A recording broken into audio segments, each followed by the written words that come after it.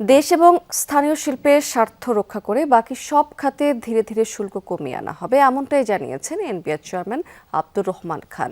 বিকেলে আগারগাঁও রাজস্ব ভবনে আন্তর্জাতিক কাস্টমস দিবস উপলক্ষে এনবিআর আয়োজিত সেমিনারে এমনটা বলেছেন তিনি। এ সময় অর্থনীতিবিদ এবং সংশ্লিষ্টরা বলছেন যে বাংলাদেশে ব্যবসা নীতি এবং রাজস্ব নীতি সাংঘর্ষিক, যেখানে একটি আদর্শ কাঠামোতে রাজস্বের 1% কেবল কাস্টমস থেকে আসা উচিত, সেখানে বাংলাদেশে এটি 27%। কিন্তু বহির্বিশ্বে কাস্টমসের সফলতা রাজস্ব আদায় না, বরং আমদানি সেবা বৃদ্ধিতে। এ সময় এনবিআর চেয়ারম্যান বলেছেন যে সরকারের আয়ের একটি বড় অংশ আসে রাজস্ব থেকে, সেই গতি ধরে রাখতেই অনেক শুল্ক কমানো সম্ভব হয় না। পরে 9টি প্রতিষ্ঠানকে অথরাইজড ইকোনমিক অপারেটর AEO সনদ দেওয়া হয়েছে।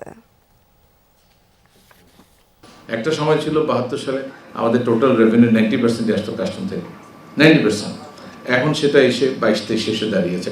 ন্যাশনাল ইন্টারেস্ট এবং আমাদের লোকাল ইন্ডাস্ট্রিকে প্রোটেক্ট করা ছাড়া অন্যান্য যত ট্যারিফ আছে সেগুলোকে পারতপক্ষে রেশনালাইজ করে ফেলবে।